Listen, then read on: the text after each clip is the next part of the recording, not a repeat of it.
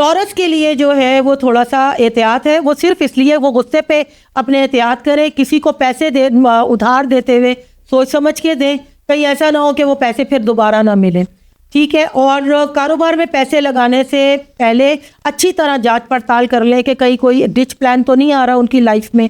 कारोबार में पैसे लगाने का साल नहीं है टॉरस का, जब करें तो बहुत सोच समझ के करें, सदकात दे के करें, ताकि मामलात अच्छे रहें, उनको नुकसान ना उठाना पड़े। उसके अलावा शौहर के साथ ताल्लुकात जो हैं वो बेहतर रहेंगे, लेकिन नवंबर, अक्टूबर और फरवरी का महीना ये थोड़ा सा एहतियात का मतकादी है, इसमें सेहत थोड़ी डिस्टर्ब हो सकती है।